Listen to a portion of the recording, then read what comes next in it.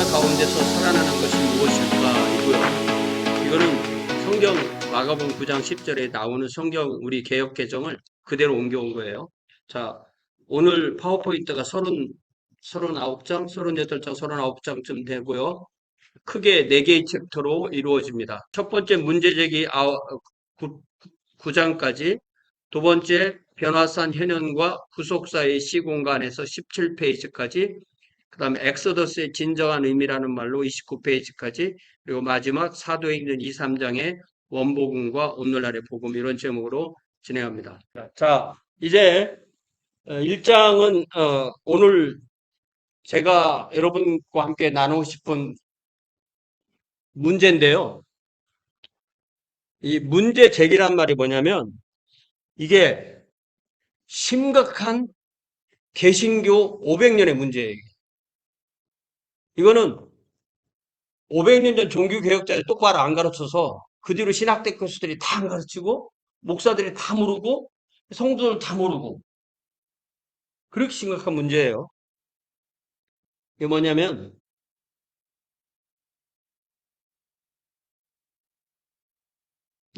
자, 우리 개신교가 가지고 있는 문제가 뭐냐면 오늘날의 메이저 조직 신학자들, 예를 들자면 뭐 밀라드 엑슨이나 웨인 그루덴 같은 분들이 어떤 경향이냐면 우리 사도신경에 나오는 죽은 자들로부터 부활했다, 그 내용에 대해서 조직신학 교과서를 열어보면은 모른다, 잘 불확실하다, 몰라도 된다, 그런 거 없다, 이런 식으로 가르쳐요. 그래서 목사들도 별로 그 부분에 대해서는 자신이 없습니다. 근데 그게 무슨 문제가 되느냐면은 답은 알아요. 예수 믿으면 구원받고 천국 간다는 걸 모르는 사람이 어디 있어요? 답을 알아. 근데 이게 왜 그렇게 되는지에 대한 풀이를 모르는 것과 비슷하다고 할 수 있습니다. 자, 그래서 사도신경에 나오는 그 고백을 죽은 자 가운데서 다시 살아나셨다는 말을 죽은 자 가운데서를 음부로 이해를 해야 되는데 그걸 무덤으로 이해를 하는 거예요. 장사됐다가 살아나셨다고.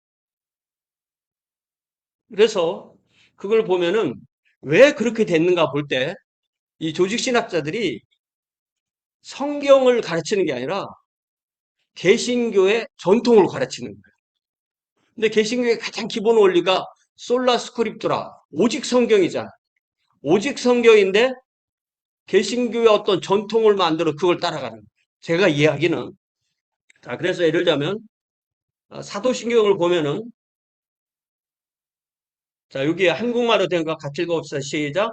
본디오 빌라도에게 고난을 받으사 십자가에 못 박혀 죽으시고 장사한 지 사흘 만에 죽은 자 가운데서 다시 살아나시며 하늘에 오르시게 됐죠. 그러니까 분명히 사흘 만에 죽은 자 가운데서 다시 살아나시며, 이것이 제가 이야기하는 신약 성경에서 부활을 말하는 표준 표준 포뮬라, 표준 공식. 그냥 부활하셨다가 표준이 아니라 죽은 자 가운데서 다시 살아나시며, 이게 표준이라는 거예요. 제가 이야기로. 그리고 그냥 다시 살아나시며 사흘 안에 장사 지난배 되었다가 다시 사시며라고 할 때는 그 죽은 자 가운데 사람으로서 다 알기 때문에 그게 생략형이라는 거예요.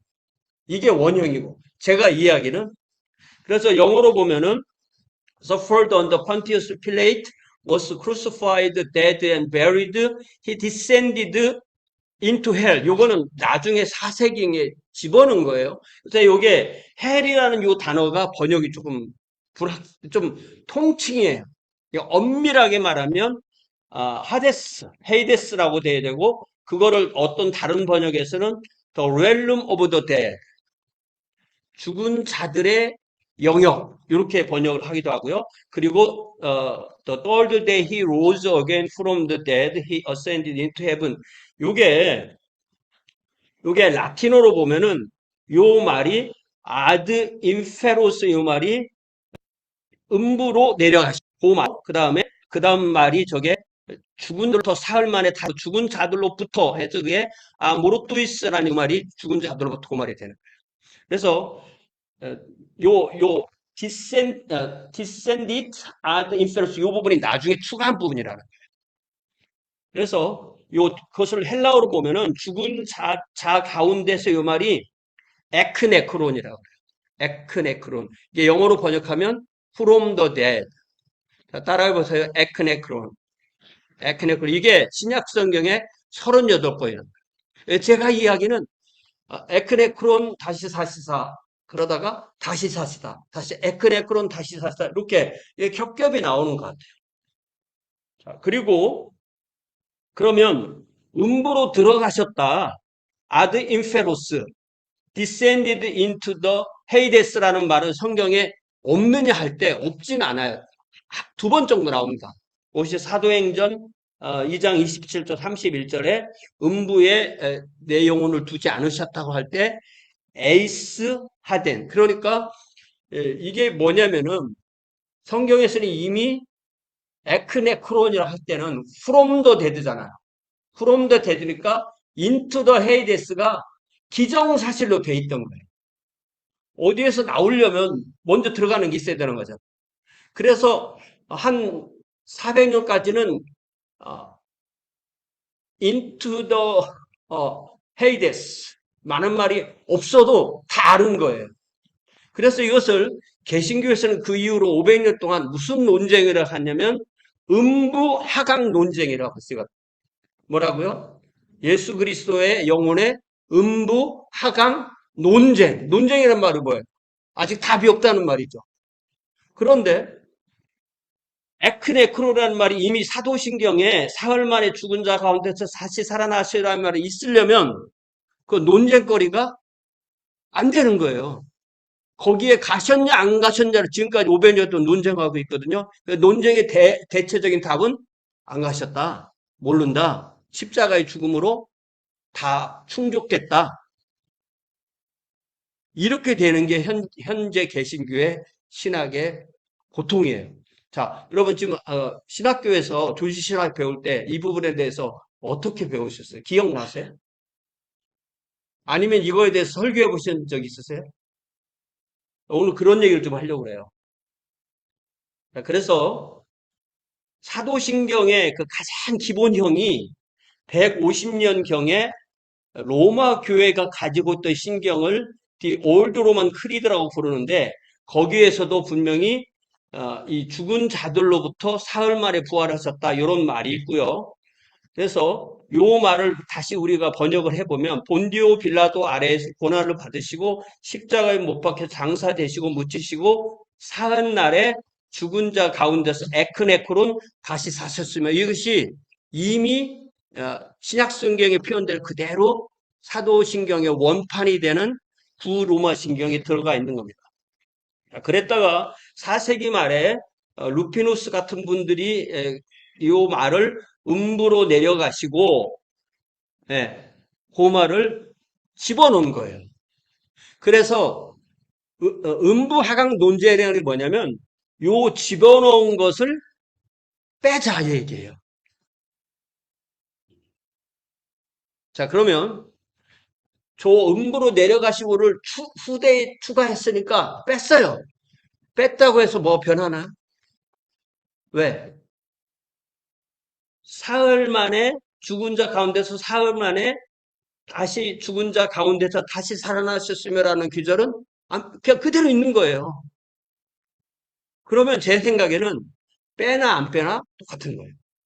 그러니까 집어넣은 사람도 그런 의미로 그러니까 이게 나오시려면 들어가셔야 되니까 들어가는 거를 집어넣지만 사실은 나오신 것이 그 들어간 곳에서 나온 거기 때문에 그거를 빼든 안 빼든 아무 문제가 없는 거예요. 그러니까 음부 하강 논쟁이라는 것은 제 현재 이해로서는 너무너무 허무한 논쟁이에요.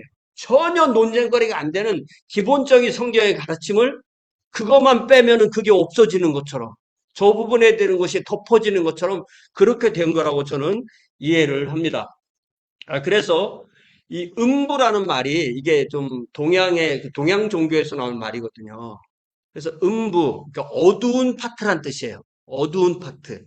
내가 이 세상은 밝은 세상, 어두운 파트 이런 말인데 그 말을 한국말로, 그러니까 한국어, 전통 한국어, 한자가 아닌 전통 한국말로 옮기면 그게 저승이에요. 근데 저승사자를 뭐 들어봤잖아. 예, 저승이라는 말이 뭐냐면 이승저승인데 그것도 이생저생에서 나온 거예요. 그래서 저승, 이 생이 물론 날생자에서 나온 거지만 사실은 다음번 생에 이런 말이에요. 그러니까 저승이라는 말이 저 음부라는 말과 상당히 통할 수 있는 말이라고 저는 그렇게 얘기를 합니다. 자, 그래서 우리가 마가복음 9장 1절부터 10절 그리고 누가복음 9장도 역시 중요한 건데요. 여기 보면은 이 변화선 사건이 일어나고서 예수께서 뭐라고 말하면 인자가 죽은 자 가운데서 살아날 때까지 이 말을 좀 내가 너희들이 변화산에서 본 거 좀 조용히 좀 해줘. 말하지 말아줘. 이렇게 말했을 때 제자들이 와, 우리가 산에서 본 거 얘기하지 말아야지. 이 얘기를 하는 게 아니라 베드로, 야고보, 요한 셋이 뭐라고 말하냐면 죽은 자 가운데서 살아나는 것이 무엇일까? 이렇게 물어. 자기들끼리. 왜 그랬겠어요? 인류 역사에 한 번도 없었던 일이기 때문에 처음 경험하는 거기 때문에. 그래서 우리 주님께서 죽으심에 대해서 말씀하실 때마다 부활하신다는 말을 빼먹은 적이 한 번도 없어요. 복음서를 여러분 보시면. 그랬는데 부활을 우리 주님이 그렇게 많이 얘기했었어도 예수께서 죽으시고 장사되셨을 때 부활을 기대한 제자가 한 명도 없었잖아요. 제자 중엔 한 명도 없었어요. 네. 예수를 죽인 사람들은 어떻게 좀 대비를 해보려고 했지 남자 제자든 여자 제자든 아무도 그것을 상관하지 않았습니다. 자, 그랬을 때 지금 저와 여러분이 죽은 자 가운데서 살아나는 것이 무엇일까? 이렇게 시험 문제를 내주고 백지를 주고 한번 답 써보세요 할 때 얼마나 정도 쓸 수 있겠어요? 이게 제자들이 마가복음 9장 10절에서 죽은 자 가운데 사는 게 뭐지? 라고 했던 그 수준이 오늘날 개신교의 목회자나 신학자나 평신도나 거의 이 수준에서 크게 변하지 않았다는 게 제 문제의식인 거예요. 자, 그래서 이 본래 부활의 구속사적 질문의 깊이를 그냥 얄팍하게, 제가 얄팍하게 얘기한다는 건 이런 거예요. 죽으셨어. 무덤에 가셨어. 사흘 만에 사셨어. 이 말은 몸에 관한 사실인데 이 몸도 몸 자체가 산 게 아니고 영혼이 몸에 돌아왔기 때문에 사신 거예요. 그리고 그것도 다시 사셨다기보다는 엄밀하게 말하면 부활체가 되신 거죠. 네.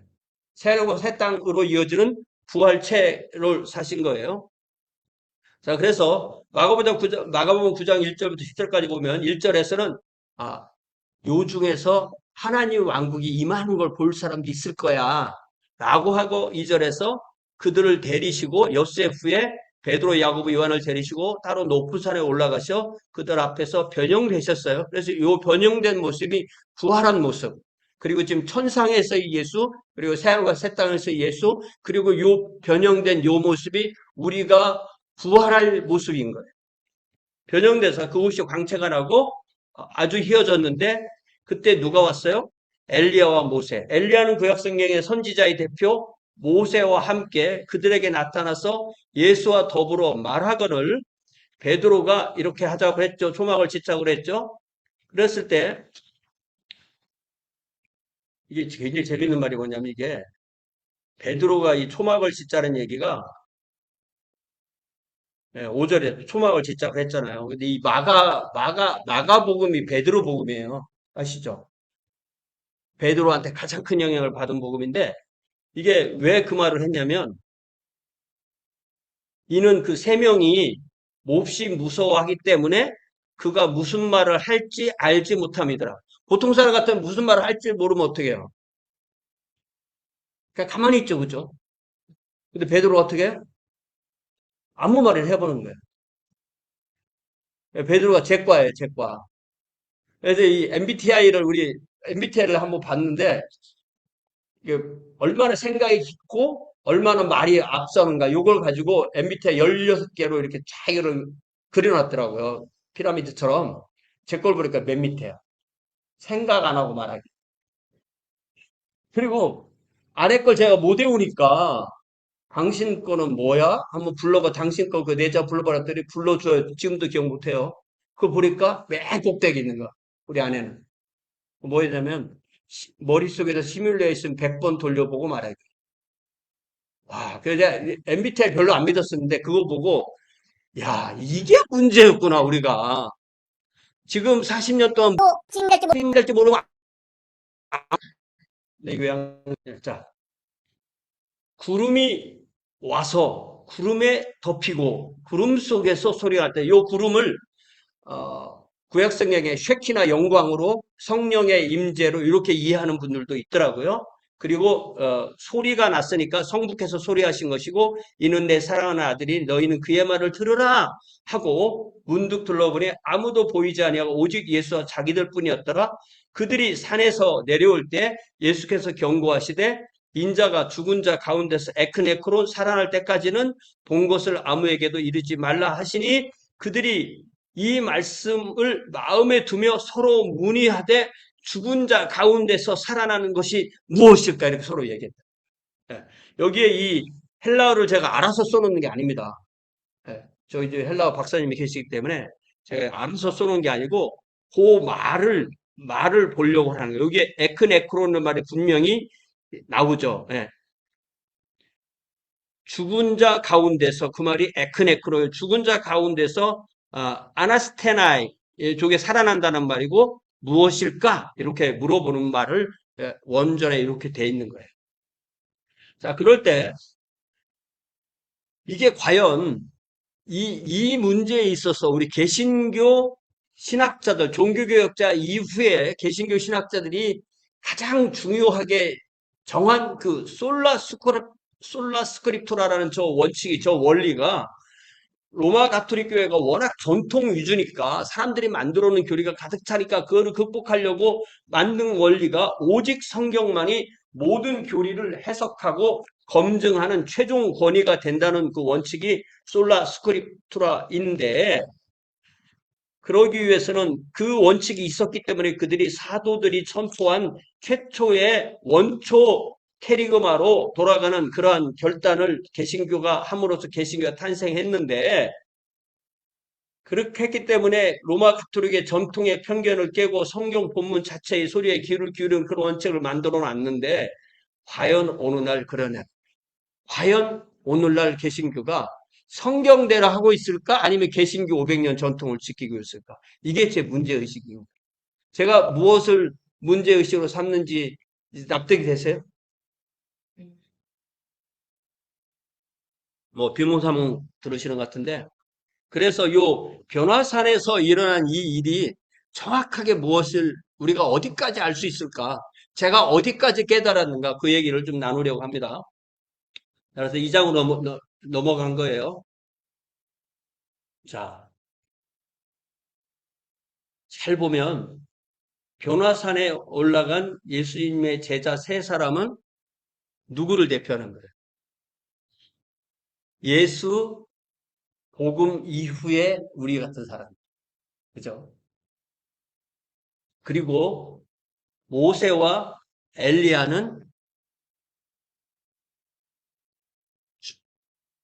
하나님을 믿는데 죽어 있는 사람들이고 어디에 있다고 온 거예요? 어디선가 온 걸 거 아니에요. 하나님께 있다가 왔나? 어디에 있다가 왔는가? 그들이 있던 곳이 어디였는가? 이 생각을 해보자는 거죠. 자, 그들이 있던 곳을 구약 성경에서는 쉐올이라고 하고 신약 성경에서는 하데스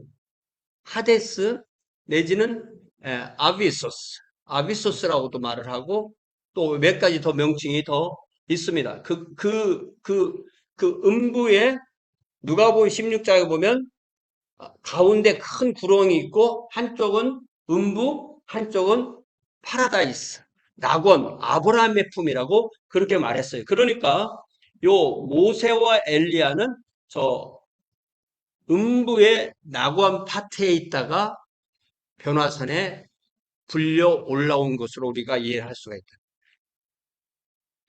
자, 그래서 이 누가복음 16장 19절에서 32절까지 부자와 나사로 이야기에서 그 아브라함의 품에 있다가 온 사람들이 바로 대표로 불려온 두 사람이 모세와 엘리야다 이렇게 되어 있는 거죠. 그래서 이 부자와 나사로의 이 이야기를 저는 비유라고 생각하지 않습니다. 보통은 부자와 나사로의 비유 이렇게 말하죠. 저는 부자와 나사로 이야기 이렇게 얘기를 해요. 그러니까 가버나움에 이름으로 알려지지 않고 부자라고 알려진 어떤 사람이 살다가 죽었고 그 사람의 집 앞에 나사로라라는 사람이 그 집 앞에서 그 부자가 주는 음식을 먹으며 살다가 비슷한 시기에 죽어서 부자는 자 22절에 보니까 거지는 죽어서 장례식 했어요 안 했어요?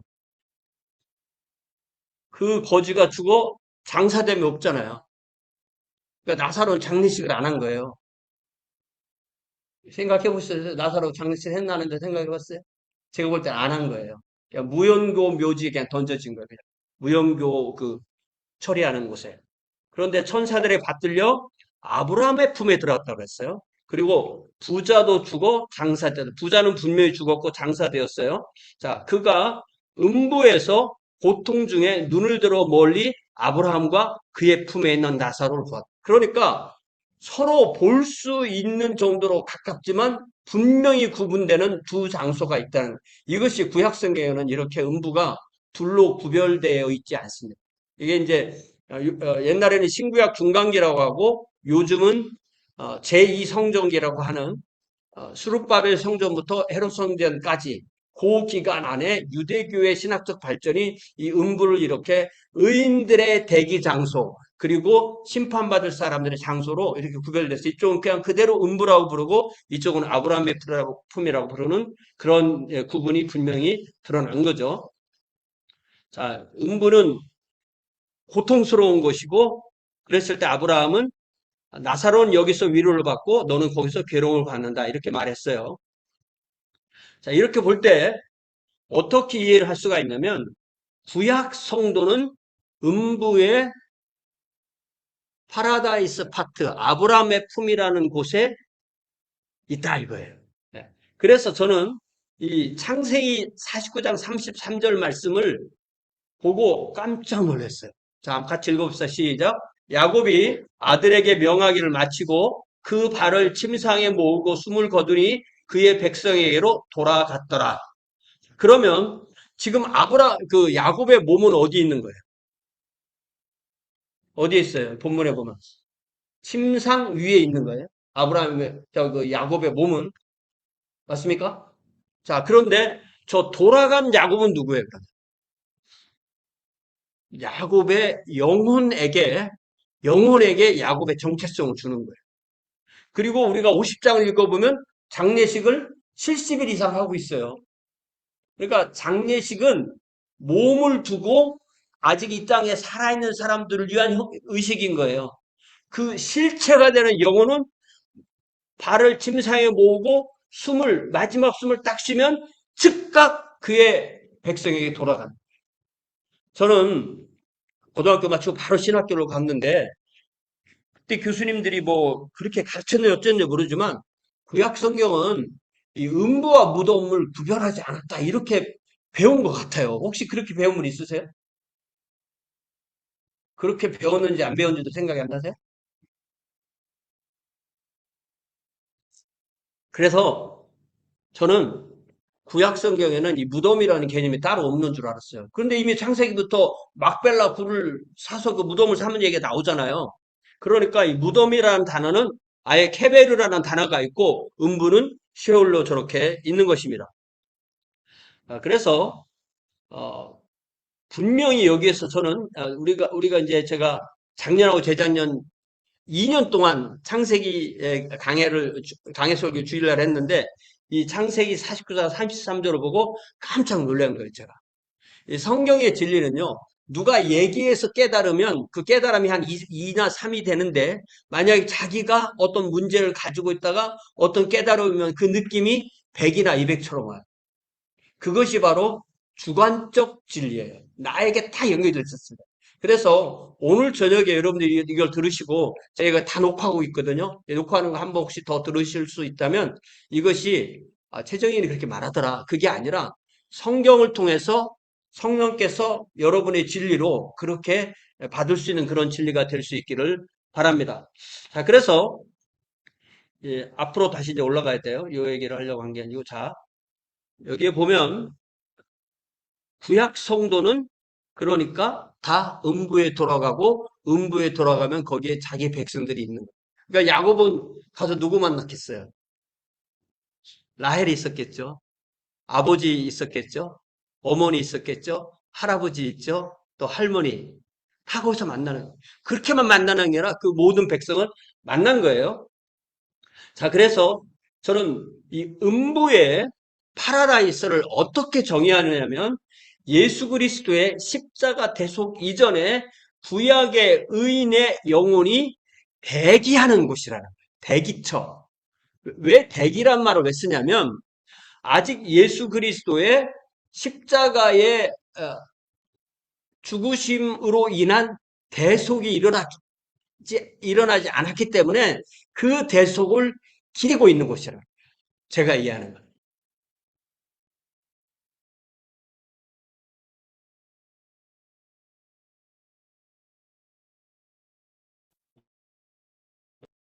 미리 보여준 거예요.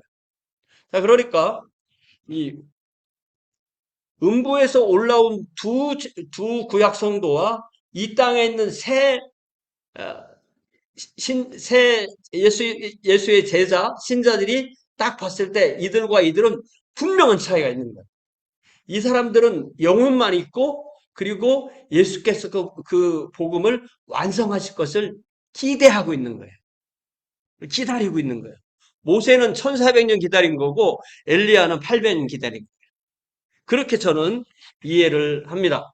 그렇기 때문에 이거는 우리 주님께서 그걸 보여주신 것은 어떤 뭐 환상이라고 그렇게 이해를 할 수도 있지만 원치고 말하면 이런 것을 얘기할 때 그 성경적 용어로 예수 그리스도의 부활을 첫 열매 이렇게 표현하는데 또 몰트만 같은 신학자는 첫 열매라는 말 안 쓰고 그 프로랩시스라는 이런 단어를 영어로 번역했을 때 그런 단어를 하고 그것을 한국말로 번역할 때 선취라고 하는데 선취라는 것은 미리 이루셨다 이런 말이에요.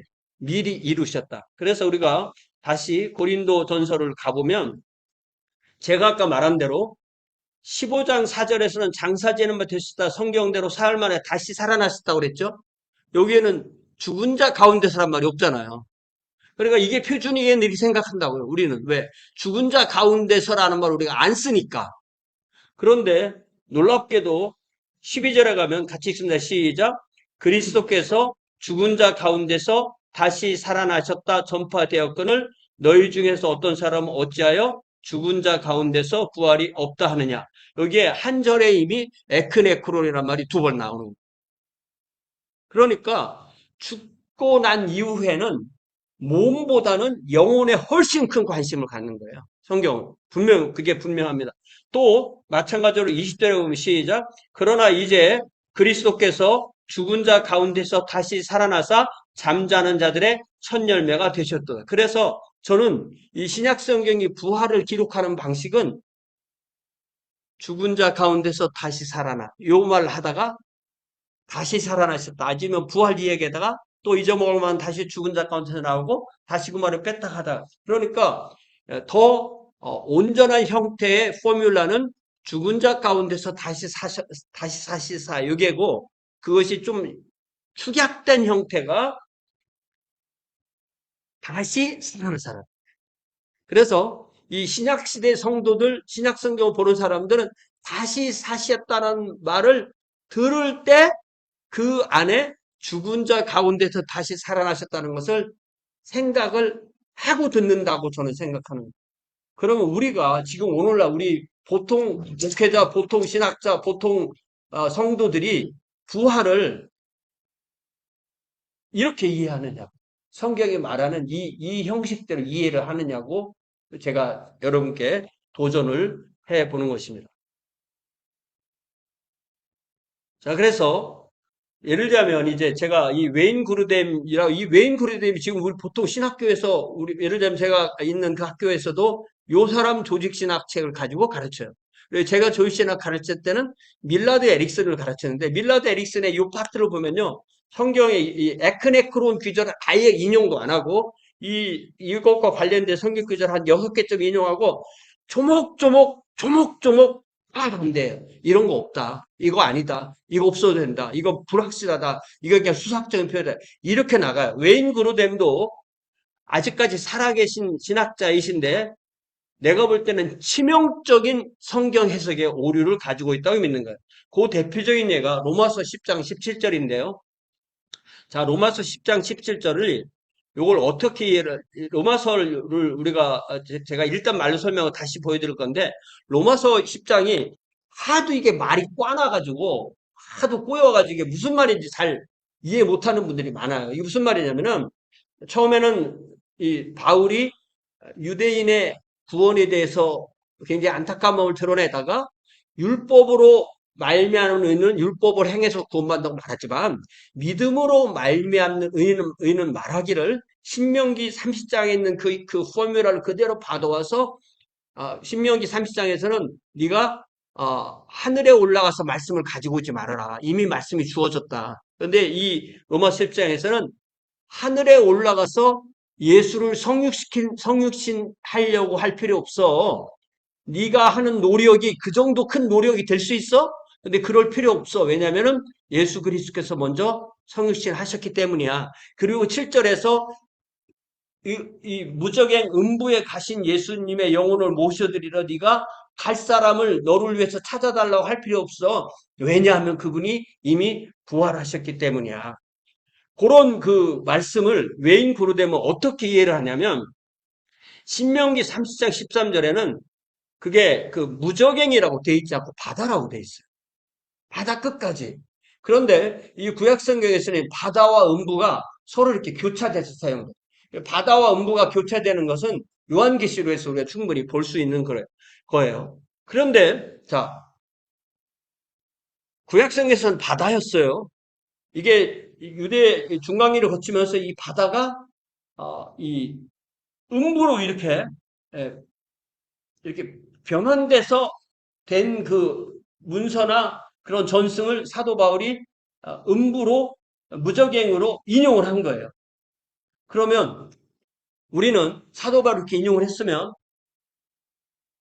바다가 맞아요, 무적행이 맞아요. 이현 목사님. 최신 이론 바뀌었죠. 네. 그걸 우리는 이 신학에서 뭐라고 말하냐면 점진적 계시라고 해요. 점진적 계시. 하나님이 구약에서 이만큼 보여주시고 그 다음에 또 보여주시고 더 보여주셔서 최종적으로 보여주셨다. 그러면 웨인그루뎀이 그 점진적 계시를 알까요, 모를까요? 알죠? 왜? 네. 그 사람 무식해서 그런 거 몰라요. 안 되잖아. 네. 분명히 알죠. 근데 이 해석이 여호와 증인식 해석이에요.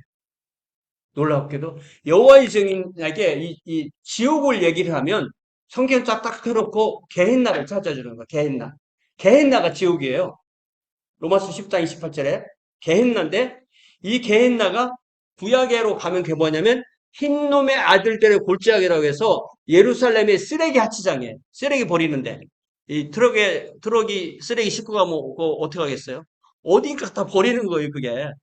그렇게 하던 데가 흰놈의 아들들의 골짜기고 그것이 이 헬라어 단어로 게헨나로 그렇게 되면서 그곳에 대한 영어 해석이 헬이고 그게 우리에게 지옥인 거예요. 그러면 여호와의 증인들이 지옥 없어 그냥 게헨나야 이렇게 말하는 것과 웬 그르뎀이 그거 바다야 그 무적행 아니야 바다야 그건 그냥 사도 바울이 수사학적으로 그렇게 표현한 거야 라고 해석을 하면 그분이 몰라서 그렇게 한 거예요. 그 점진적 계시를 몰라서 그렇게 했을까요? 저는 그렇게 생각하지 않는 거예요. 그럼 그분이 아주 나쁜 사람이 그렇겠어요? 그렇지 않다고 생각합니다. 그럼 왜 그러느냐?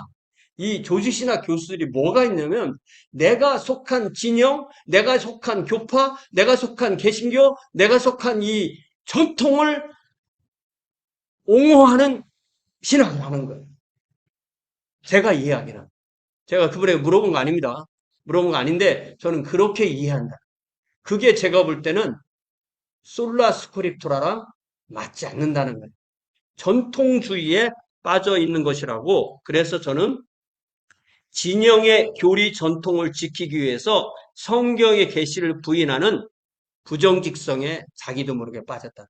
그래서 아예 이 웨인 그루뎀은 예수는 지옥에 가지 않으셨어요 라는 이 논문도 썼어요. 아예 그런 논문이 있습니다. 그런데 그 지옥이란 단어를 하데스라고 바꿔 넣어도 똑같이 안 갔다고 하는 거예요. 자, 그 말씀을 한번 요 두 기절만 세 기절. 예. 자, 같이 한번 읽어보시죠. 시작. 믿음으로 말미암는 너희는 이같이 말하되 내 마음에 누가 하늘에 올라가겠느냐 하지 말라 하니 올라가겠느냐 하면 그리스도를 모셔 내리는 것이요 혹 누가 무저갱에 내려가겠느냐 하지 말라 하니 내려가겠느냐 하면 그리스도를 죽은 자 가운데서 모셔 올리려는 것이라. 그러면 무엇을 말하느냐? 말씀이 내게 가까워 내 입에 있으면 내 마음에 있다 했으니 곧 우리가 전파하는 믿음의 말씀이라. 자, 그러니까 복음 전도자가 자기가 구원받고 복음 전도의 사명을 받아서 복음을 딱 전하면 그 사람이 귀를 듣고 마음으로 믿어서 마음으로 받아들여서 그 안에 있으면 이미 마음속에 있으니까 그분을 내가 믿고 입으로 고백하면 구원받는 거예요. 그러니까 이건 믿음으로 말미암는 의예요. 그런데 율법으로 말미암는 의야 믿음으로 말미암는 의가 그 율법으로 말미암는 의한테 말을 하기를 나를 위해서 누군가가 좀, 내가 못 가니까 나를 위해서 누군가가 좀 성육신, 예수 그리스도를 성육신 시켜줘! 라고 할 필요가 있다, 없다? 전혀 없다는 거예요. 전혀 그럴 필요가 없는데, 너희들이 율법으로 하려고 하는 의가 하나님이 이미 하신 이 정도를 네가 하려고 그렇게 헛수고로 하는 게 율법으로 말하면 의다.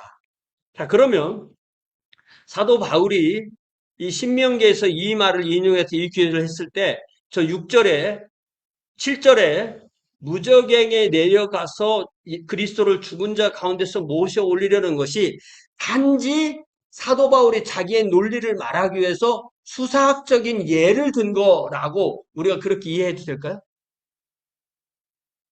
그렇게 이해하면 무슨 문제가 생길까? 6절과 비교해보면. 그러면 예수 그리스도의 성육신도 원래 성육신이 아니고 그냥 수사학적인 표현이에요. 이게 제가 그 정도 해석을 하면요. 이게 그 우리나라 속담에 아주 적당한 속담이 있는데 그 속담을 뭐라고 부르냐면 낯 놓고 기역자도 모른다. 낯을 딱 놨어. 이게 니은인데 낯은 니은이야. 니은으로도 볼 수 있는 거잖아요. 그렇게 완전히 바꾼 말을 할 수도 있다는 거예요.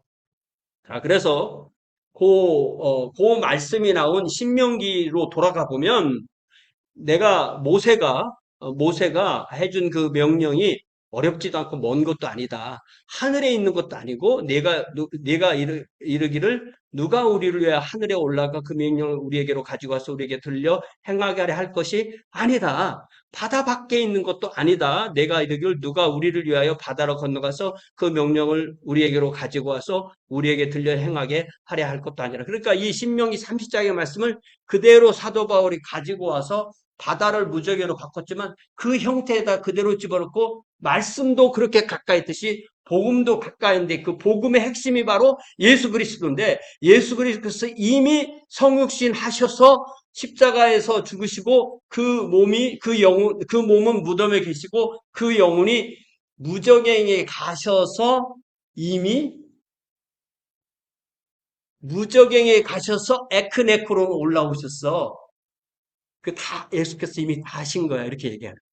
그러면 우리가 이 신명기 말씀과 비교를 하면서 그건 단지 수사학적인 표현이기 때문에 이것은 예수 그리스도께서 실제로 이렇게 했다고 할 필요가 없어요라고 밀라드 에릭슨 교과서에 딱 써 있어요. 예, 역시 웨인 그루뎀도 마찬가지입니다.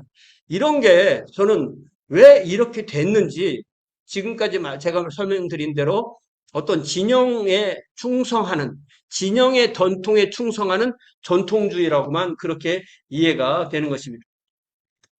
자, 그래서 그러면 이 본문을 누가복음으로 돌아가 보면 놀라웠게도 출애굽기에 보면은 이 출애굽에 나오잖아요. 출애굽, 엑소더스. 근데 엑소더스라는 말은 이 X라는 말이 이미 그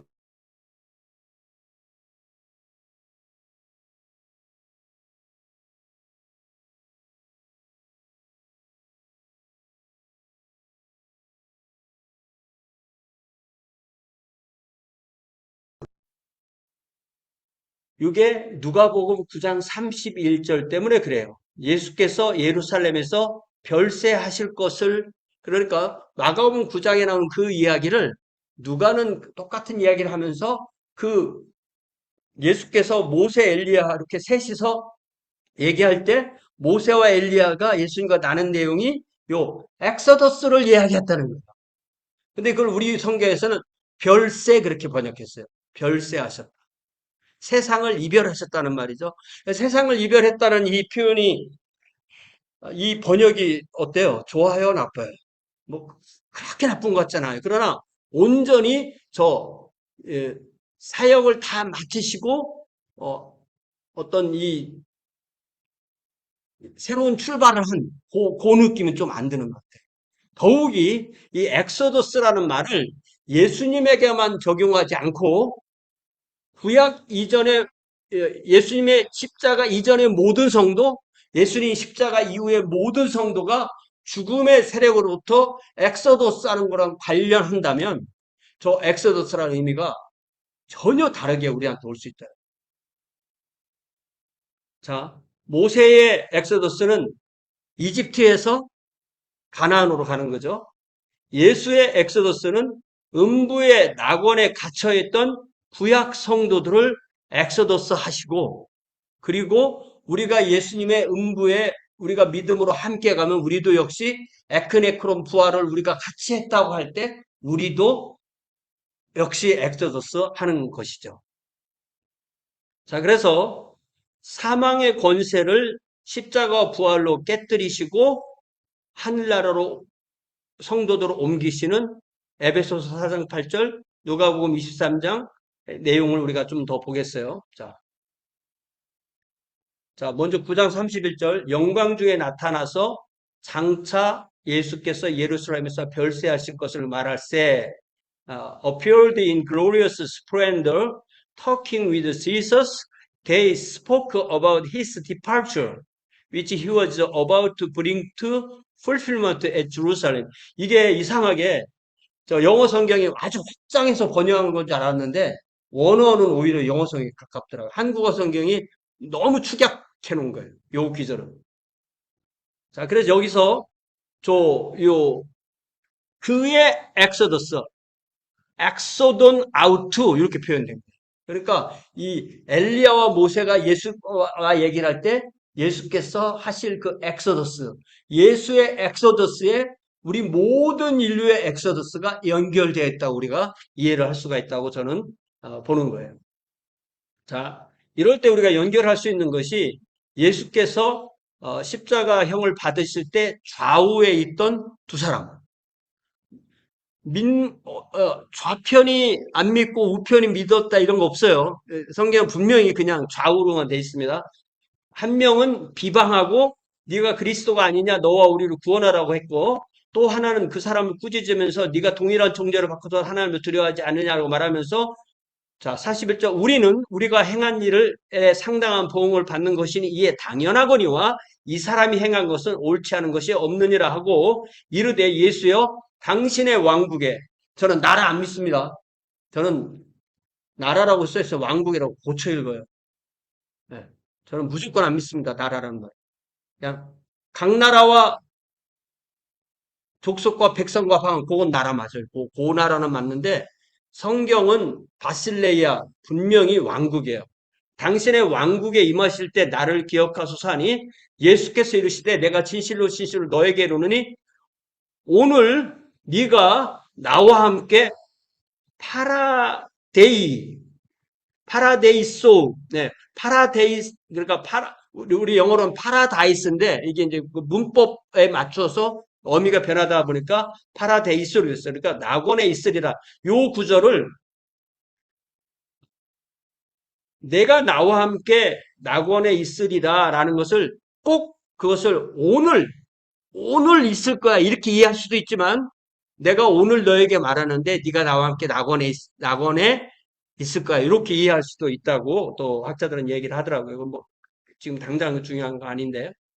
자, 그러면은 이 에베소서에서 이 동일한 내용을 어떻게 얘기했냐면 예수께서 각 사람에게 그리스도의 선물을 분량대로 은혜로 주셨는데 자, 이르기를 시편 68편을 인용하면서 이르기를 그가 위로 올라가실 때 승천이죠. 올라가실 때 사로잡혔던 자들. 자, 사로잡혔던 자들을 사로잡으시고 자, 사로잡혔던 자들을 사로잡으시고 다시 얘기할게요. 사로잡혔던 자들을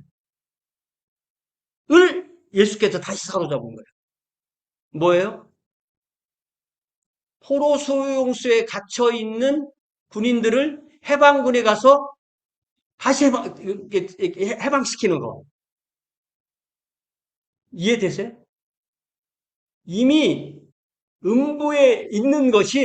음부에서 있는 것이 대기하고 있는 정도가 아니라 죄와 사망과 그런 그 죽음의 그 권세에 포로 상태에 있었다는 거예요. 누가? 아브라함이, 이삭이, 야곱이, 모세가, 엘리야와 구약 성도들이 사로잡혔던 자, 죄와 사망과 음부의 권세에 포로된 자들을 사로잡으시고 그러니까 그들을 다시 예수께서 다시 체포하신 거예요. 그래서 전체를 다 해방하시고 하늘로 올라가실 때. 그리고 이 땅에 있는 교회에게는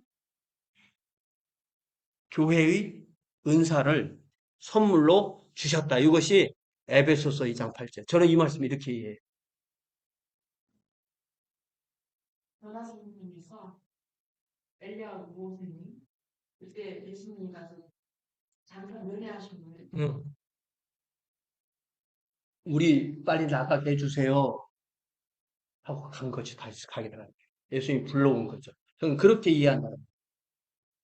모세와 엘리야가 진짜 모세와 엘리야가 온 거예요. 근데 특히 이 모세와 엘리야가 더 불려온 데에는 어, 모세도 무덤을 모른다. 엘리야는 불병을 타골라. 그런 것도 좀 관련이 있긴 한 것 같아요. 자, 그 다음에 9절 시작. 올라가셨다 하였은즉 땅 아래 낮은 곳으로 내리셨던 것이 아니면 무엇이냐. 그러니까 신약성은 분명히 하늘, 땅 아래 이 구분이 있는 거예요. 그래서 이 땅 아래 음부를 지구의 어느 스페이스, 지구의 지하의 어느 스페이스 이렇게 이해할 수도 있어요. 그래서 예수께서는 이 바리새인들이 표적으로 물어볼 때 내가 요나의 표적을 보여주겠다. 요나가 땅의 가슴에 무덤이 아니에요. 그러니까 이 카르디아라는 말은 우리가 왜 운동하러 가면 이 심장 운동을 할 때 이 카르디아라는 말 쓰잖아요. 그러니까 땅의 심장이라는 표현이에요. 그것이 요나가 물고기 뱃속에 사흘 있었던 것처럼 우리 주님은 이 음부에 가 계셔서 부활할 거야. 그게 내가 너희들에게 보여줄 표적이야. 그렇게 얘기하신 거예요.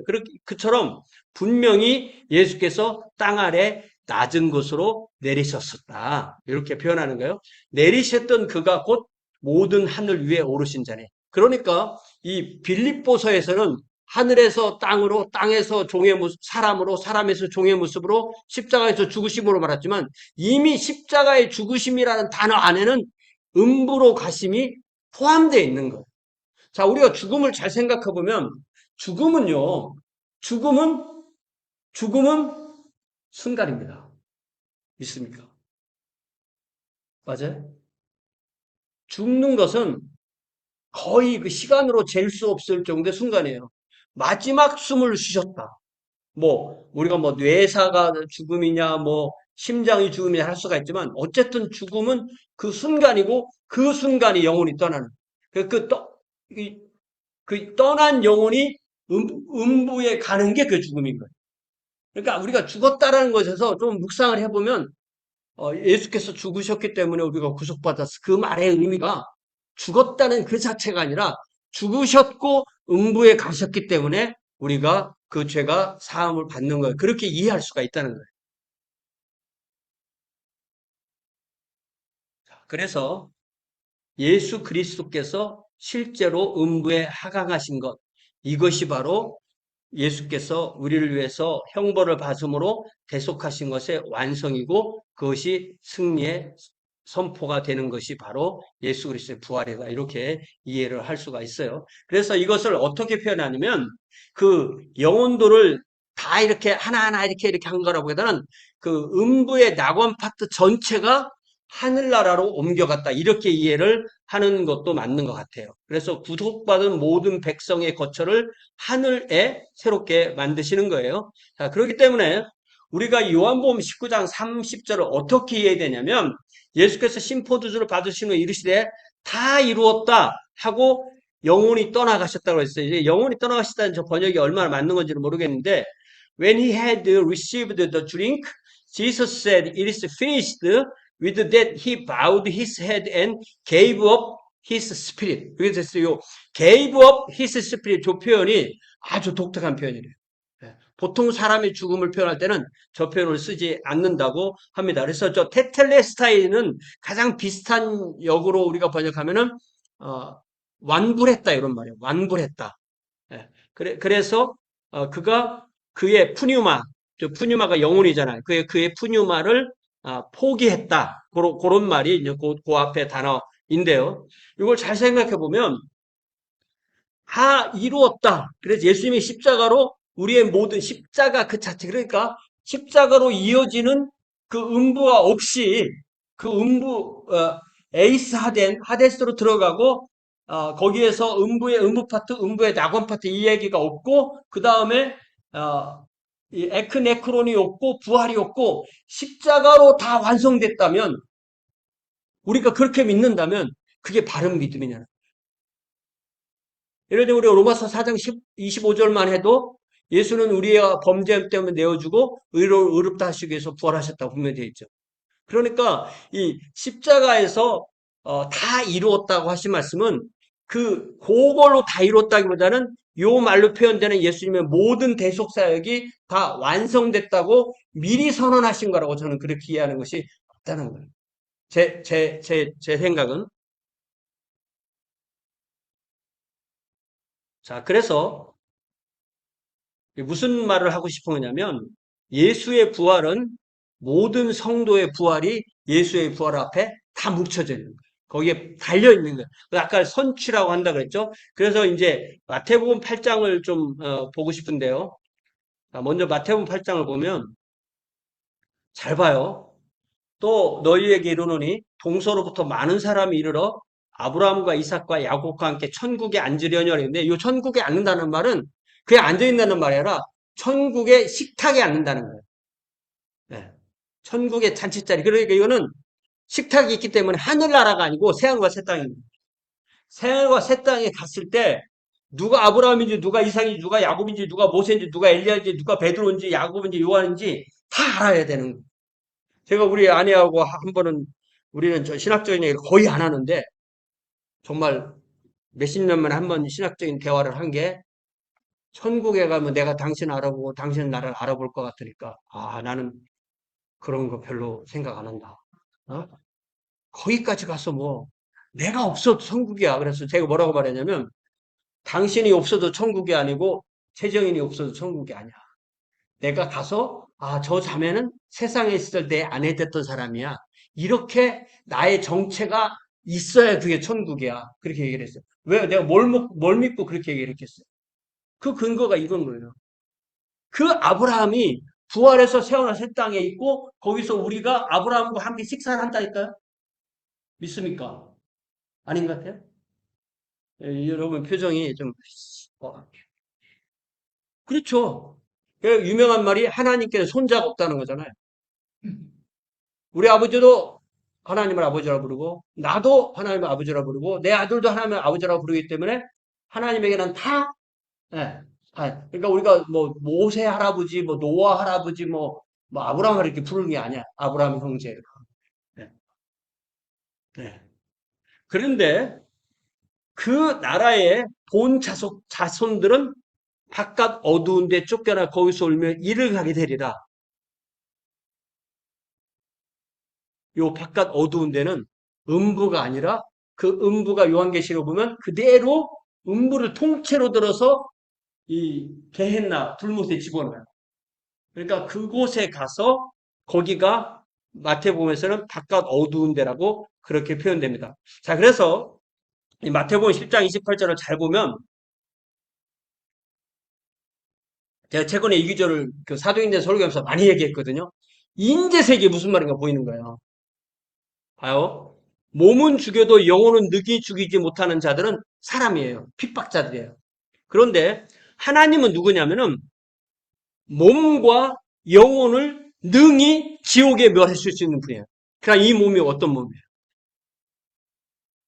예를 들자면 사내들인의 가야바라고 칩시다. 쉽게 말하면 그 대제사장 가야바야. 그럼 그 가야바가 죽으면 몸은 땅에 있죠. 그 영혼은 음부에 가죠. 요한복음 5장처럼 마지막 날에 부활해서 부활의 몸을 입은 그 몸, 그 영혼을 지옥에 영원토록 있게 하시는 그것을 예수님은 몸과 영혼이 능히 지옥에 있다고 합니다. 저 멸한다는 저 말 때문에 수많은 신학자들이 영혼 멸절이라는 걸 가르치는 거예요. 영혼 멸절 이런 말 들어봤죠? 우리 하나님은 자비로우시기 때문에 그 지옥에서 영원토록 형벌을 받게 안 하시고 영원히 사라지게 하셔. 그게 여호와의 증인식 교리고요. 또 많은 신학자들 그렇게 가르치는 분들이 있어요. 그거는 제가 볼 때 자기가 하나님보다 착해서 그런 거예요. 저는 그럴 필요 없다고 생각해요. 또 비슷한 것이 저 지옥이 언젠가는 비워질 거다. 그래서 제가 이 감옥 그 프리즌 신방을 가면 보니까 쫙 뭐라고 써놨냐면 커렉셔널 센터라고 써요. 커렉션 아세요? 감옥 이름이 미국의 영어로만 하면 커렉셔널 센터. 그 한국말로 번역하면 뭐예요? 예? 교도소잖아, 그게. 우리가 많이 들어봤던 교도소가 그게 커렉셔널 센터의 한국말 번역인가 그걸 보니까. 그러니까 이 지옥은 교도소기 때문에 좀 센 놈은 100억 년, 좀 강한 놈은 1천억 년 지나면 결국 나온다. 쉽게 말하면 유기징역이다. 그래서 언젠가는 지옥이 텅텅 비게 되고 나중에 사탄도 이제 착해져서 지옥은 텅텅 비어진다. 요걸 갖다가 보편 구원론이라고 해서 유니버설리즘이라고 그래요. 저는 그런 거 안 믿습니다. 눈곱 맞춰도 안 믿어요. 어떤 형태로 그거를 막 12가지로 나눠서 가르쳐도 전혀 안 믿어. 왜? 요한계시록에 보면요. 새하늘과 새 땅, 불못, 개나 딱 끝난 거예요. 거기서 더 이상 말이 안 나가요. 저는 그런 거 안 믿습니다. 그래서 요 몸과 영혼을 능히 지옥, 여기는 지옥이란 번역이 맞는 거예요. 그러니까. 자, 그래서 근데 재밌게도 원어로는 후스켄 카이 소마라고 해서 영혼과 몸으로 돼 있어요. 근데 저런 거를 한번 몸과 영혼이라고 저렇게 번역을 해놓으면요 못 바꾼답니다. 우리 생각에 이미 몸과 영혼을 딱 굳어버린대요. 근데 원어로 돌아가면 영혼과 몸. 그럼 그 말은 뭐예요? 영혼이 훨씬 더 중요하게 여긴다는 거예요. 예를 들자면 우리가 마태복음 1장 1절에 보면은 아브라함과 다윗의 자손 예수 그리스도잖아요. 원전으로 딱 돌아가 보면 다윗과 아브라함의 자손이에요. 예수가. 그러니까 마태는 이 예수님을 소개할 때 아브라함의 자손보다 다윗의 자손이 나와서 더 먼저 강조하고 싶었다고 생각해요. 영어 성경은 그 순으로 되어 있는데 한국어 성경은 우리는 동방 예의주의이기 때문에 그런 거 못 참아. 그래서 바꾸는 거예요. 자, 지금부터 소개되는 것은 그러니까 우리가 예수께서 승천하실 때, 부활하실 때 다 데리고 갔던 그 성도들, 그리고 예수 이후에 간 모든 성도들이 하늘에 있는 모습이 기록된 것이 4장 4절에서는 24장로로 표현되고요. 6장 9절에서는 죽임을 당한 영혼들이 제단 아래에 있다고 표현되고요. 7장 4절에서는 이스라엘 자손의 각 지파주에서 인침을 받은 14만 4천이라고 표현되고 그 14만 4천과 동일한 사람들이 7장 9절이 시작. 2일 후에 내가 보니 각 나라와 족속과 백성과 방언에서 아무도 셀 수 없는 큰 무리가 나와 흰 옷을 입고 손에 종려가를 들고 보좌과 어린 양 앞에 서서 구원하심이 어린 양과 보좌에 앉으신 어린 양이 또 이렇게 되는 거죠. 자, 그래서 여기서 우리가 무엇을 생각해 볼 수 있냐면 이 모세의 엑소더스와 예수 그리스도의 엑소더스가 같이 생각할 수 있다. 그러니까 모세의 엑소더스는 예수 그리스도의 엑소더스의 예표가 된다는 거예요. 그래서 이것이 가장 잘 드러난 곳이 요한계시록 15장인 것 같아요. 요한계시록 15장 보면 또 내가 보니 불이 섞은 유리바다 같은 것이 있고 짐승과 그의 우상과 그의 이름의 수를 이기고 벗어난 자들이 유리바닷가에 서서 하나님의 검은고를 가지고 이 홍해를 잘 생각해 보면요. 출애굽기 14장의 홍해를 잘 생각해 보면 똑같은 바다예요. 그죠? 똑같은 바다인데 누구는 그 바다를 걸어서 건너가서 구원받고 누구는 그 바다에 수장되고 심판받는 거예요. 그래서 요한계시록 15장 3절에서는 하나님의 종 모세의 노래, 어린 양의 노래. 그러니까 이 출애굽기 14장 15장에 나오는 출애굽 후의 그 찬양과 어린 양 예수 그리스도의 이 구원의 찬양을 한꺼번에 딱 겹쳐서 그것을 하나님의 종 모세의 노래, 어린 양의 노래라고 이렇게 부르는. 그러니까 제가 말하는 이중 엑소더스라는 저 표현이 과해 보이지 않는 거예요. 이미 요한계시록 15장 3절에 저렇게 말했기 때문에 주 하나님 곧 전능하신 이시여 하시는 일이 크고 놀라우시도다 만국의 왕이시여 주와 같이 주의 길이 의롭고 참되시도다. 자, 출애굽기 14장 30절 같이 읽습니다. 시작. 그날에 여호와께서 이같이 이스라엘을 애굽 사람의 손에서 구원하심에 이스라엘이 바닷가에서 애굽 사람들의 죽어 있는 것을 보았더라. 무슨 얘기예요? 자, 홍해가 폭이 얼마나 넓은지 모르지만 자, 건너왔어요. 다 건너오니까 물이 다시 차서 그 물에 많은 군병들이 죽었어요. 그럼 그 죽은 시신이 저쪽 제방, 이집트 쪽 제방이 아니라 이 이스라엘이 건너간 쪽의 제방에도 그 시신들이 걸려있다. 그래 보잖아 이렇게. 먼 곳엔 잘 안 보이잖아. 그러니까 똑같은 바다. 예? 누구는 구원받고 누구는 심판받는. 그래서 요한복음 3장에 보면 예수께서 오신 것은 심판하러 오신 것이 아니야. 그런데 예수를 안 믿는 사람이 이미 심판받은 거야. 또 다른 곳에 보면 아예 심판하러 오셨다고도 그렇게 되어 있습니다. 그렇기 때문에 계속해서 이제 요한계시록 21장 1절이 우리가 구원받은 사람이 나중에 가서 있을 새하늘과 새 땅이 완성된 모습이 요한계시록 21장에 나오고요. 자, 저는 2절에 나오는 거룩한 성 새 예루살렘이 바로 하늘의 영혼으로 있는 이 신구약의 모든 성도가 하늘나라에 가 있을 때 그들이 영혼으로 있는 상태에서 부활하여서 새하늘과 새 땅에 살기 위해서 내려오는 모습을 저는 새 예루살렘이라고 그렇게 이해를 합니다. 그래서 하나님의 장막이 사람들과 함께 있음에 하나님이 그들과 함께 계시리니 그들은 하나님의 백성이 되고 하나님이심이 그들과 함께 계셨어요. 이것이 요게 하나님의 왕국표예요. 하나님의 왕국표는 구약에 보면 어떻게 됐냐면 나는 너희의 하나님이고 너희는 나의 백성. 하나님 입장 쪽에서 이렇게 말씀하시고 사람 쪽에서 말할 때는 여호와는 우리 하나님이고 우리는 그분의 백성이다. 이게 하나님의 왕국의 어떤 그 문장형이에요. 그것을 신약에 그대로 그 규절이 그대로 오기도 하지만 신약적인 특징을 또 좀 더 강조한다면 예수는 나의 구주이시며 주님이시다. 이렇게 말할 수도 있습니다. 자, 이제 4장으로 넘어가서 끝날 때 된 거예요. 지금 시간이 얼마나 갔는지 모르지만 8시 44분이네요. 자, 그러니까 좀 더 얘기를 해주자면 그 더블 엑소더스라는 말을 잘 생각해 보면 이집트라는 나라 안에 고센이라는 곳에 이스라엘과 중단 잡족이 같이 사는 거예요. 그죠? 거기에 보면 출애굽할 때 중단 잡족이 같이 나왔다 했어요. 그리고 대다수의 부분에는 이집트 사람들이 살았겠죠.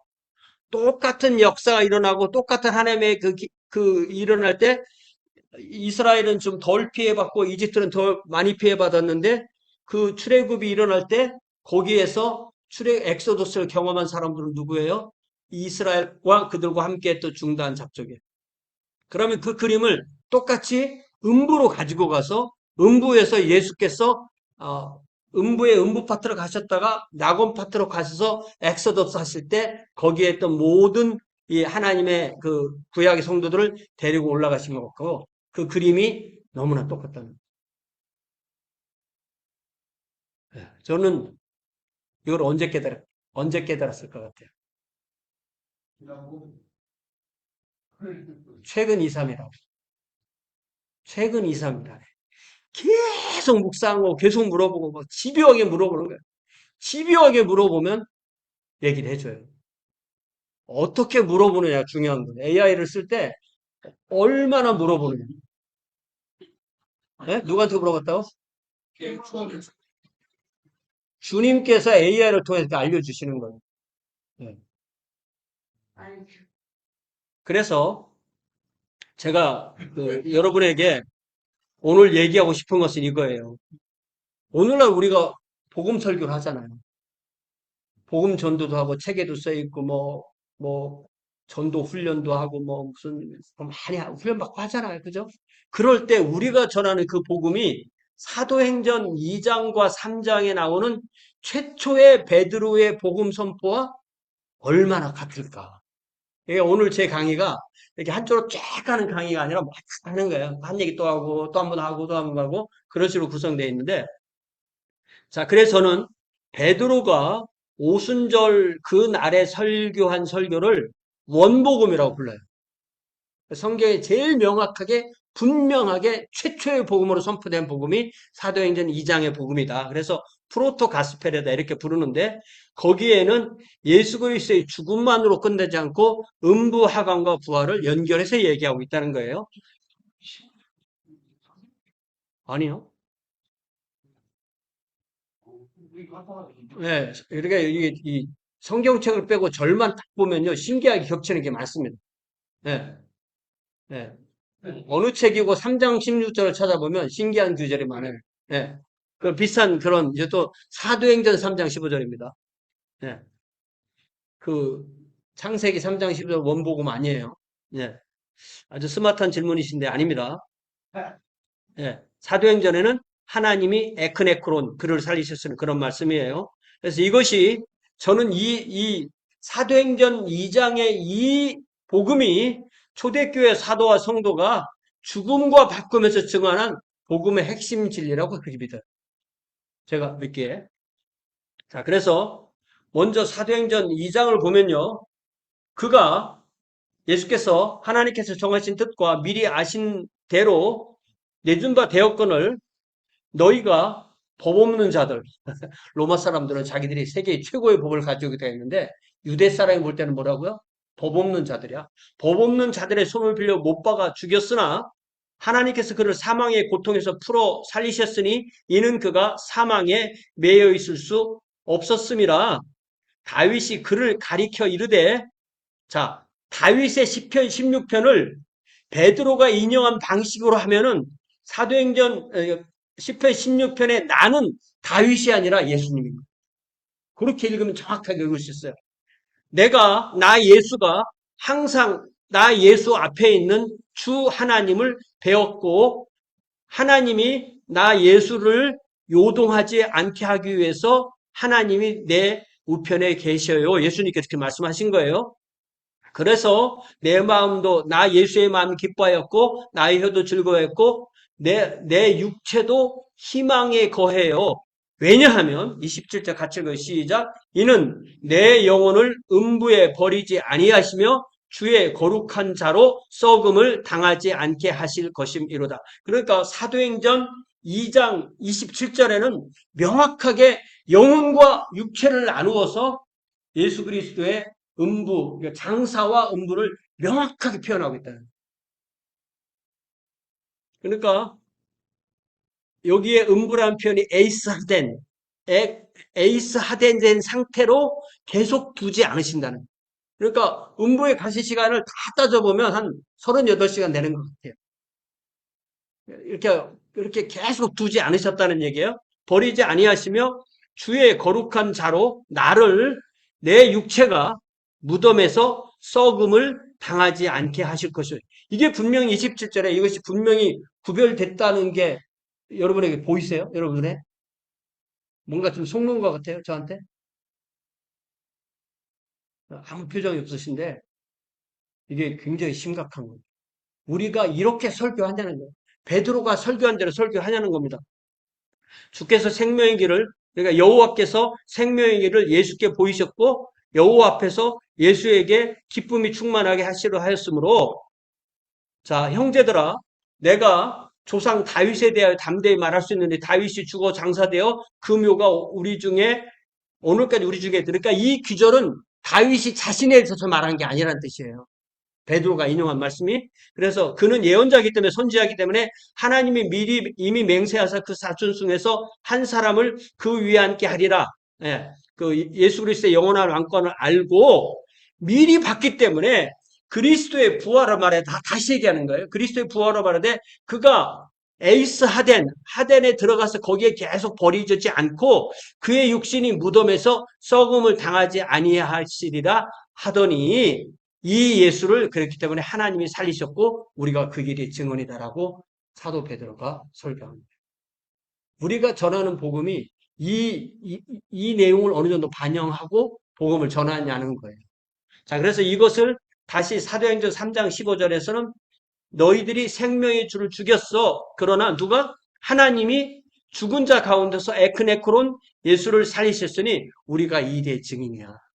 그래서 저는 제가 그러니까 you killed the author of life. 이게 이제 그 생명의 주라는 말을 영어로 번역한 표현이고요. But God raised him from the dead. 그러니까 오늘 우리가 가지고 있는 이 질문이 이거잖아요. What rising from the dead meant? 이게 베드로, 야고보, 요한이 머리를 맞대면서 얘기한 거예요. 우리가 지금 1시간 전에 이 강의를 듣기 시작해서 이 1시간 정도 지나왔을 때 이것에 대한 답을 가지고 있냐는 거예요. 그 답이 뭐예요? 그 답이 바로 이 26절, 여기 답인 거예요. 요거. 죽은 자 가운데서 살아난다는 것은 예수께서 예수의 영혼이 음부에 버려지지 아니하시고 또 육체가 무덤에 썩지 않게 하시고 하나님께서 살리셨다는 그 귀절이 바로 요 31절. 예. 그래서 하나님이 살리셨다. 요게 죽은 자 가운데서 살아나신 1차로 예수 그리스도에 해당돼서 우리가 이렇게 이해를 할 수 있다는 겁니다.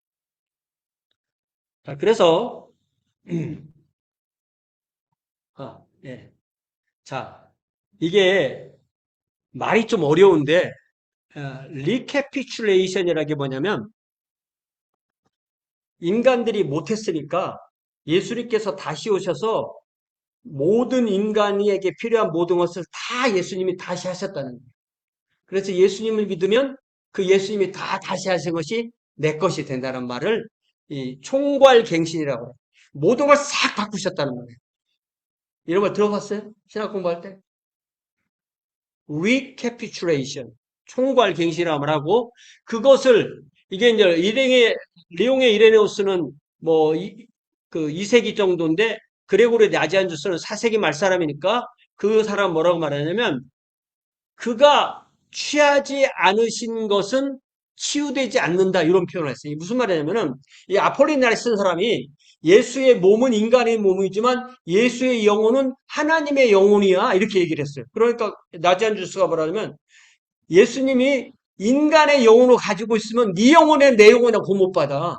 예수님이 가지고 있는 것만 구원받는 거야. 그것이 예수께서, 그러니까 취해지지 않은 것은 치유되지 않는다는 그 헬라 말로 딱 정리를 해놓은 거예요. 그게. 근데 그것을 제가 지금까지 한 강의로 다시 요약하면, 그러면 예수님께서 하신 것이 내 것이 되는 거. 내가 저 총괄 갱신을 받는 것이 뭐냐면 그 성경은 뭐라고 말하냐면 성육신 하러 갈 필요도 없고 부활식 갈 필요도 없고 믿음으로 받아들이면 예수께서 하신 것이 네가 한 게 되는 거야. 그게 믿음이라. 그게 우리가 하나님의 의를 이루는 거예요. 그것을 우리는 성육신 예수님께서 하셨잖아요. 근데 그게 믿으면 예수의 성육신이 나를 위한 성육신이 되는 거예요. 자, 두 번째 십자가에서 죽으심. 자, 세 번째 장사 분명히 있죠. 근데 장사로 끝나는 게 아니고 분명히 그의 영혼이 음부 하데스 안으로 들어가시고 또 파라다이스도 가시고 예.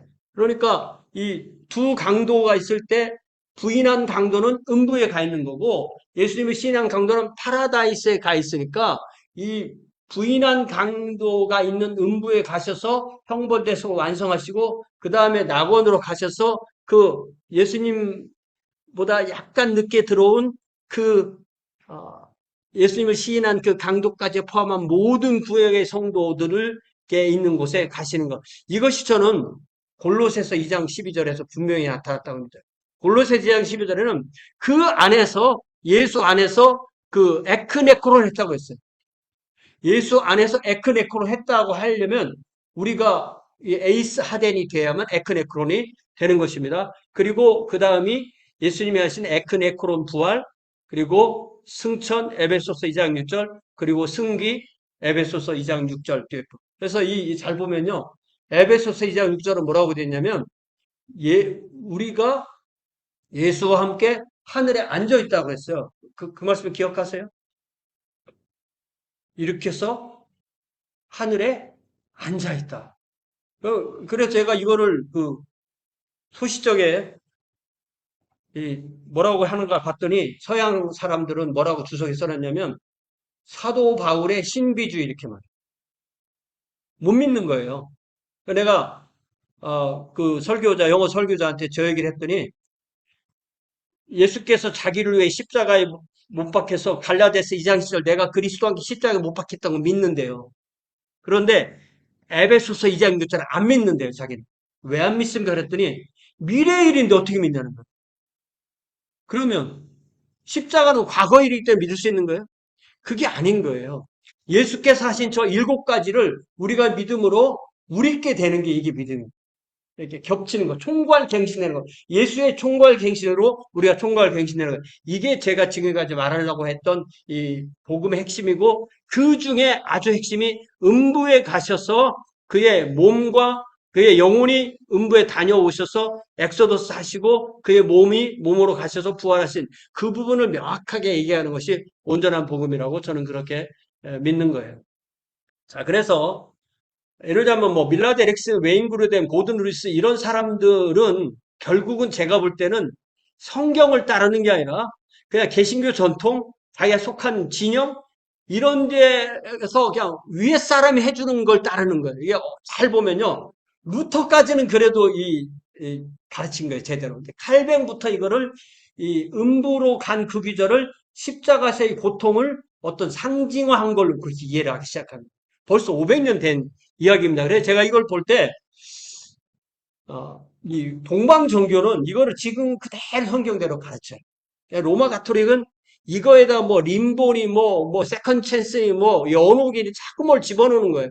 그래서 이거를 개신교에서 개혁을 하라고 했더니 이거를 통째로 들어서 버린 거예요. 유명한 비유가 뭐예요? 목욕물을 버리랬더니 아기도 버렸다. 그게 그대로 일어난 현상이라고 저는 그렇게 생각을 합니다. 그래서 제가 좋아하는 자로슬라프 펠러칸이라는 분은 뭐라고 했냐면 Tradition is the living face of the dead. 전통은 우리가 옛사람들에게 좋은 걸 배운 걸 전통이라고 그래. 이미 죽어 있어. 우리가 예를 들면 죽은 사람 설교 들으면 돼요, 안 돼요? 살아있는 목사들 설교들 왜 죽은 사람 걸 들어요?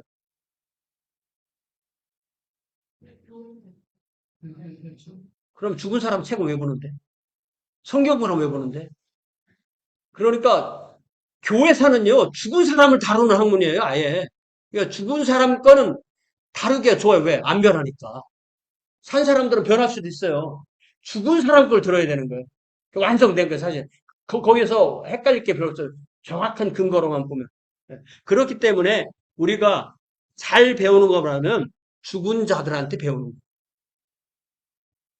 전통주의는 traditionalism is the dead faith of the living. 선조들부터 좋은 걸 안 배우고 잘못된 것만 붙들고 있는 사람들은 사실은 살아있다고 하지만 그들 신앙이 이미 죽은 거야. 이렇게 말을 한다고 할 수 있어요. 그래서 우리는 결국은 제가 뭘 말하고 싶으냐. 우리가 정말 개신교도의 정신을 가지고 있다면 정말 내가 가르치는 것이 다시 얘기해 줄게요. 전통은 죽은 자의 산 믿음. 여기는 교리라고 되어 있지만, 예. 다시 얘기해 줄게요. Tradition is the dead face of the living. 아니, living face of the dead. living face of the dead이라고 트레디셔널 좀 바꾸면 됩니다. 자, 그래서 여기서 제가 오늘 밤에 말하고 싶은 것은 단지 이 교리뿐만 아니라 우리가 무엇을 가르치든 그것이 과연 성경에 맞는가. 솔라 스크립타로 돌아가는 것이 진정한 개신교가 아니겠느냐라고 저는 그렇게 묻습니다. 성경이 교회를 개혁한다. 이 성경이 교회를 개혁한다는 말은 제가 우리 안정성 목사님하고 벌써 15년 전부터 이런 얘기를 했어요. 성경을 보는 눈이 서로 달라서 그렇지 성경이 그렇다면 나는 바꾸겠다. 우리는 정말 그렇게 하느냐는 거예요. 말로는 솔라 스크립트라고 하지만 실제로 그렇게 안 할 가능성이 너무나 많다는 거예요. 그러니까 전통이 성경을 제한하지 않고 성경이 교리를 바꾸는 그 입장에 서는 거.